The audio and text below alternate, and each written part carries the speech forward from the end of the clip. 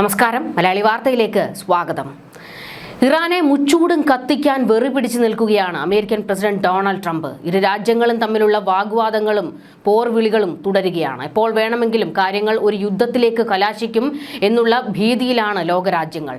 പശ്ചിമേഷ്യ വീണ്ടും അശാന്തിയിലേക്ക് നീങ്ങുകയാണ്. ഒരു യുദ്ധം ഇരു രാജ്യങ്ങളും തമ്മിൽ ഉണ്ടായിക്കഴിഞ്ഞാൽ അത് പശ്ചിമേഷ്യയെ തന്നെ ഇല്ലാതാക്കുന്നതായിരിക്കും. കാരണം വമ്പൻ ശക്തികൾ തമ്മിലാണ് ഏറ്റുമുട്ടുന്നത്. ഇതിനിടെ യുദ്ധവിമാനങ്ങളും പടക്കപ്പലുകളും അയച്ച് ഇറാന്റെ നെഞ്ചിൽ തീ കോരിയിടുകയാണ് അമേരിക്കൻ പ്രസിഡന്റ് ഡൊണാൾഡ് ട്രംപ്.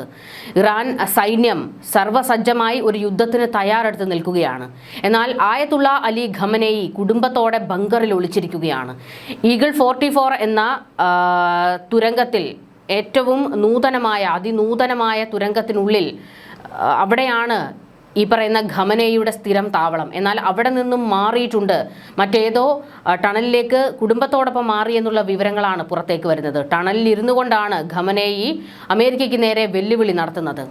ഇറാനെതിരെ ഭീഷണിയുമായി പ്രസിഡന്റ് ഡൊണാൾഡ് ട്രംപ് വീണ്ടും രംഗത്ത് വന്നിരിക്കുകയാണ്. ഇറാനിലെ ആഭ്യന്തര പ്രക്ഷോഭകർക്കെതിരെ ഭരണകൂടം നടത്തുന്ന അതിശക്തമായ അടിച്ചമർത്തലുകളിൽ പ്രതിഷേധിച്ച് സൈനിക നടപടികൾക്കൊരുങ്ങുകയാണ് ട്രംപ്. ഉടൻ ചർച്ചയ്ക്ക് തയ്യാറായില്ലെങ്കിൽ ഇറാനെ ആക്രമിക്കുമെന്ന ഭീഷണിയാണ് ട്രംപ് മുഴക്കിയിരിക്കുന്നത്. ആക്രമണം മുൻപത്തേതിനേക്കാൾ ഭീകരമായിരിക്കുമെന്ന് ഓപ്പറേഷൻ മിഡ്നൈറ്റ് ഹാർമർ ഓർമ്മിപ്പിച്ചുകൊണ്ട് ട്രംപ് മറുപടി നൽകി. ഭീഷണിയുടെ അന്തരീക്ഷത്തിൽ ചർച്ച സാധ്യമല്ലെന്നാണ് ഇറാന്റെ നിലപാട്. ഇറാന്റെ ആണവ കേന്ദ്രങ്ങൾക്ക് നേരെ US നടത്തിയ വ്യോമാക്രമണത്തിന്റെ പേരായിരുന്നു ഓപ്പറേഷൻ മിഡ്നൈറ്റ് ഹാമർ. അർമാഡയെ പറ്റി സൂചിപ്പിച്ചുകൊണ്ടാണ് ട്രംപിന്റെ വാക്കുകൾ. ആവശ്യമെങ്കിൽ അതിവേഗത്തിലും പ്രഹരശേഷിയോടും കൂടി ദൗത്യം അതിവേഗം പൂർത്തിയാക്കാൻ കപ്പൽപ്പട സന്നദ്ധവും പ്രാപ്തവുമാണെന്ന് ട്രംപ് വ്യക്തമാക്കി. കപ്പൽപ്പട ഇറാനെ ലക്ഷ്യമിട്ട് നീങ്ങുകയാണ്. കരുത്തോടെ, കൃത്യമായ ലക്ഷ്യത്തോടെ വേഗത്തിലാണിത് പോയിക്കൊണ്ടിരിക്കുന്നത്. വെനസ്വേലയിലേക്ക് അയച്ചതിനേക്കാൾ വലിയൊരു കപ്പൽപ്പടയാണിത്. എബ്രഹാം ലിങ്കൺ എന്ന വിമാനവാഹിനി കപ്പലാണിതിനെ നയിക്കുന്നത്. വെനസ്വേലയിൽ എന്ന പോലെ വേഗത്തിൽ പ്രഹരശേഷിയോടെ ദൗത്യം പൂർത്തിയാക്കാൻ ഇത് പ്രാപ്തമാണ് എന്നാണ് ട്രംപ് ട്രൂത്ത് സോഷ്യലിൽ എഴുതിയത്. ഇതിനുശേഷമാണ് ഒരു യുദ്ധത്തിന് തയ്യാറായിട്ട് ഇറാൻ സേനയും നിൽക്കുന്നത്. എന്നാൽ വെനസ്വേലയിൽ നടത്തിയ ആക്രമണം പോലെ അത്ര എളുപ്പമല്ല അമേരിക്കയ്ക്ക് ഇറാനിലേക്ക് ആക്രമണം നടത്തുന്നത്. പ്രത്യാക്രമണം അതിഭീകരമായിരിക്കും. കാരണം ഇറാൻ തിരിച്ചടിക്കാൻ പോകുന്നത് അമേരിക്കയിലേക്ക് നേരിട്ടായിരിക്കില്ല, മറിച്ച് മറ്റ് രാജ്യങ്ങളിലുള്ള അമേരിക്കയുടെ സൈനിക കേന്ദ്രങ്ങളിലേക്കായിരിക്കും. ഇറാഖ്, സൗദി, ഖത്തർ തുടങ്ങിയ രാജ്യങ്ങളിൽ അമേരിക്കയുടെ സൈനിക താവളങ്ങളുണ്ട്. ഇവിടങ്ങളിലേക്കായിരിക്കും ഇറാൻ തിരിച്ചടിക്കുക. മറ്റൊരു കാര്യം, വലിയ ഒരു മിസൈൽ ശക്തിയാണ് ഇറാൻ എന്ന് പറയുന്നത്. ഇറാനിൽ അത്യാധുനികമായ മിസൈൽ സംവിധാനങ്ങളുണ്ട്. ഇതിനെ എല്ലാത്തിനെയും മുച്ചൂടും അടിക്കുക എന്നുള്ളത് അത്ര എളുപ്പമല്ല. അമേരിക്കയും കണക്ക് കൂട്ടുന്നത് ഇറാനിലേക്ക് ഒരു ആക്രമണം തുടങ്ങി വെക്കുകയാണെങ്കിൽ പ്രധാനമായും ഇറാന്റെ ആയുധ നിർമ്മാണശാലകൾക്കും അതുപോലെ തന്നെ മിസൈൽ കേന്ദ്രങ്ങൾക്ക് നേരെയും ആക്രമണം നടത്താനായിരിക്കും. അതായത് ഇറാൻ ഒരു പ്രത്യാക്രമണം നടത്താൻ തുനിയുന്നതിന് മുൻപ് തന്നെ അവരുടെ പ്രധാന കേന്ദ്രങ്ങളെല്ലാം അടിച്ചിടുക എന്നുള്ള ഒരു നീക്കമായിരിക്കും. ഇപ്പോൾ ഇരു രാജ്യങ്ങളും തമ്മിൽ വലിയൊരു വാക്പോരിലേക്ക് കടന്നിരിക്കുകയാണ്. പക്ഷേ ഈ വാക്പോരാണ് ലോകരാജ്യങ്ങളെ വിറപ്പിക്കുന്നത്. ഇരു രാജ്യങ്ങളും ഈ വാക്പോരും കടന്ന് ഒരു യുദ്ധത്തിലേക്ക് കടക്കുമോ എന്നുള്ളത്. അങ്ങനെ സംഭവിച്ചു കഴിഞ്ഞാൽ അത് ലോകത്തെ തന്നെ ബാധിക്കുന്ന ഒരു വിഷയമാണ്. വ്യാപാരത്തെയും സമാധാനത്തെയും എല്ലാം ബാധിക്കുന്ന വിഷയമാണ്. ഇരു രാജ്യങ്ങളും തമ്മിലുള്ള വാക്പോര് ഒരു സമാധാനത്തിലേക്ക് എത്തിക്കുക എന്നുള്ള നീക്കത്തോടെ ഇപ്പോൾ അറബ് രാജ്യങ്ങളും എത്തിയിട്ടുണ്ട്. അതേസമയം ചർച്ചകളുടെ സാധ്യത ഇറാൻ തള്ളിക്കളയുകയാണ്. സൈനിക ഭീഷണിക്കൊപ്പമുള്ള നയതന്ത്രം ഫലപ്രദമാകില്ലെന്നാണ് ഇറാൻ വിദേശകാര്യമന്ത്രി അബ്ബാസ് അരാഗ്ചി മറുപടി കൊടുത്തത്. എല്ലാ കക്ഷികൾക്കും ഗുണകരമാകുന്ന രീതിയിലായിരിക്കണം കരാറെന്നും ആണവായുധങ്ങൾ പാടില്ലെന്നും ട്രംപ് കൂട്ടിച്ചേർത്തു. ചർച്ച വേണമെങ്കിൽ ഭീഷണിയും യുക്തിരഹിതവുമായ ആവശ്യങ്ങളും നിർത്തണം എന്നാണ് ഇറാന്റെ മറുപടി. ഇതോടെ പശ്ചിമേഷ്യയിൽ യുദ്ധഭീതി കൂടുതൽ ശക്തമായി. ഇറാനെതിരെ അയൽ രാജ്യങ്ങളുടെ മണ്ണോ അവകാശമോ ജലപാതയോ ഉപയോഗിച്ചാൽ അവരെ ശത്രുക്കളായി കണക്കാക്കുമെന്ന് IRGC കമാൻഡർ മുന്നറിയിപ്പ് നൽകി. കഴിഞ്ഞ ദിവസങ്ങളിൽ ഇറാനെതിരായ ആക്രമണത്തിന് തങ്ങളുടെ പ്രദേശം ഉപയോഗിക്കാൻ അനുവദിക്കില്ലെന്ന് UAEയും സൗദിയും വ്യക്തമാക്കിയിരുന്നു.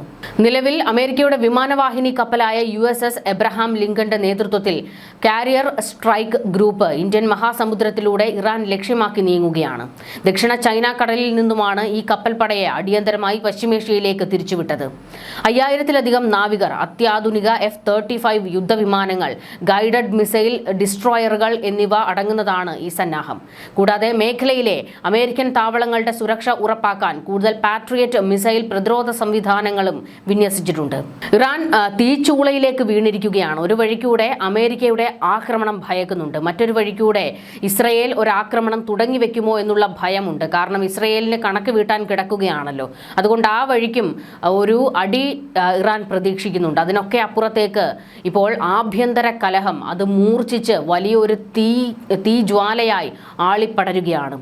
ഡിസംബർ മുതൽ ഇറാനിൽ തുടരുന്ന സർക്കാർ വിരുദ്ധ പ്രക്ഷോഭങ്ങളിൽ ഇതിനകം 5000-ലധികം പേർ കൊല്ലപ്പെട്ടതായിട്ടാണ് മനുഷ്യാവകാശ സംഘടനകളുടെ റിപ്പോർട്ട്. US സൈനിക നീക്കം ശക്തമായതോടെ മേഖലയിൽ സംഘർഷാവസ്ഥ പാരമ്യത്തിലെത്തിയിരിക്കുകയാണ്. ഏതെങ്കിലും തരത്തിലുള്ള ആക്രമണം അമേരിക്കയുടെ ഭാഗത്തു നിന്നുണ്ടായാൽ ശക്തമായി തിരിച്ചടിക്കുമെന്ന് ഇറാനും വ്യക്തമാക്കുന്നുണ്ട്. എന്നാൽ ഇറാനിലെ ജനത, അതായത് മതഭരണകൂടത്തിനെതിരെ ആയത്തുള്ള അലി ഖമനേയിയുടെ ചട്ടക്കൂടുകൾ പൊളിച്ച് പുറത്തേക്കിറങ്ങാൻ വെമ്പൽ കൊണ്ട് നിൽക്കുന്ന ഒരു മനുഷ്യ സമൂഹം അവർ അമേരിക്കയ്ക്ക് ഒത്താശ ചെയ്തു കൊടുക്കുകയാണ്. അമേരിക്കയ്ക്ക് ഇറാനിൽ ആക്രമണങ്ങൾ നടത്തുന്നതിന് അവർ പച്ചക്കൊടി വീശുകയാണ്. അവരുടെ ആവശ്യം ഖമനേയി ഇല്ലാതാകണം എന്നുള്ളതാണ്. യുദ്ധം ഒഴിവാക്കാൻ ഇറാൻ പ്രസിഡന്റ് മസൂദ് പെസഷ്ക്യാൻ അയൽ രാജ്യങ്ങളുമായി ബന്ധപ്പെടുന്നുണ്ട്. യുദ്ധ സാഹചര്യം ഒഴിവാക്കാൻ വേണ്ടി ഗൾഫ് രാജ്യങ്ങൾ തീവ്ര ശ്രമം നടത്തുന്നുണ്ട്. ഇറാനിലെ മതഭരണകൂടത്തിനെതിരായി നടന്ന ജനമുന്നേറ്റത്തിൽ എത്ര പേർ കൊല്ലപ്പെട്ടു എന്ന ചോദ്യം നാലുപാടും ഉയരുമ്പോൾ വ്യത്യസ്തമായ റിപ്പോർട്ടുകളാണ് ഇത് സംബന്ധിച്ച് ലഭിക്കുന്നത്. 30,000-ഓളം പേർ കൊല്ലപ്പെട്ടു എന്നാണ് അനൌദ്യോഗികമായി പുറത്തുവരുന്ന കണക്കുകൾ സൂചിപ്പിക്കുന്നത്. എന്നാൽ സർക്കാർ ആകട്ടെ 3000-ഓളം പേരാണ് കൊല്ലപ്പെട്ടത് എന്നാണ് വെളിപ്പെടുത്തുന്നത്. എന്നാൽ ഇക്കാര്യത്തിൽ യാഥാർത്ഥ്യം മറച്ചുവെക്കാനും ആസൂത്രിതമായ കൊലപാതകങ്ങളെ ന്യായീകരിക്കാനുമുള്ള ഭരണകൂടത്തിന്റെ നീക്കങ്ങൾക്കെതിരെ ഡോക്ടർമാരും മോർച്ചറി, ശ്മശാനങ്ങൾ എന്നിവിടങ്ങളിലെ ജീവനക്കാരും വെളിപ്പെടുത്തലുകളുമായി രംഗത്തെത്തുകയാണ്. ജനുവരി 8-ാം തീയതി നടന്ന സംഭവ വികാസങ്ങളെക്കുറിച്ച് ഡോക്ടർ അഹമ്മദി എന്ന പ്രമുഖ ആശുപത്രിയിലെ ഡോക്ടറാണ് തനിക്കുണ്ടായ ഭീകര അനുഭവങ്ങൾ വിവരിച്ച് രംഗത്ത് വന്നത്. ഇത് ലോകത്തെ തന്നെ ഞെട്ടിച്ചു. സുരക്ഷാ കാരണങ്ങളാൽ ഇദ്ദേഹം സ്വന്തം പേര് മറച്ചുവെച്ച് ഈ ഒരു പേരാണ് ഉപയോഗിക്കുന്നത്. അഹമ്മദ് പറയുന്നത് ആദ്യഘട്ടത്തിൽ ആശുപത്രിയിൽ പരിക്കേറ്റ നിലയിൽ എത്തിയ പലരും അത്ര ഗുരുതരമായ അവസ്ഥയിലായിരുന്നില്ല എന്നാണ്. എന്നാൽ അടുത്ത ദിവസം എല്ലാം പെട്ടെന്ന് മാറി. പ്രതിഷേധക്കാർ നിരന്തരം എത്തിക്കൊണ്ടിരുന്നു. പക്ഷേ അവരുടെ പരിക്കുകൾ വളരെ അടുത്തു നിന്നുള്ള വെടിയേറ്റതും നെഞ്ചിലും കണ്ണിലും ജനനേന്ദ്രിയത്തിലും ഗുരുതരമായ കുത്തേറ്റതുമായിരുന്നു. പലരും ഗുരുതരമായ അവസ്ഥയിലായിരുന്നു. കൊല്ലപ്പെട്ടവരുടെ എണ്ണം അഹമ്മദിയെ ഞെട്ടിച്ചു. അദ്ദേഹത്തിന്റെ ചെറുപട്ടണത്തിൽ മാത്രം 40-ലധികം പേർ കൊല്ലപ്പെട്ടു എന്നാണ്. അങ്ങനെ വെച്ച് നോക്കുമ്പോൾ കണക്കുകൾ 30-നും 40-നും ഒക്കെ മുകളിൽ പോകുമെന്ന് അദ്ദേഹം വ്യക്തമാക്കുന്നുണ്ട്. എന്തായാലും ഒരു വശത്തൂടെ വലിയ ആഭ്യന്തര കലാപം ഇറാനിൽ പൊട്ടി അങ്ങ് പാരമ്യത്തിലെത്തി നിൽക്കുന്നു. മറ്റൊരു വഴിക്കൂടെ അമേരിക്ക ഇറാനെ തീർക്കാനും ഇറങ്ങി പുറപ്പെട്ടിരിക്കുന്നു. ന്യൂസ് ഡെസ്ക് മലയാളി വാർത്ത.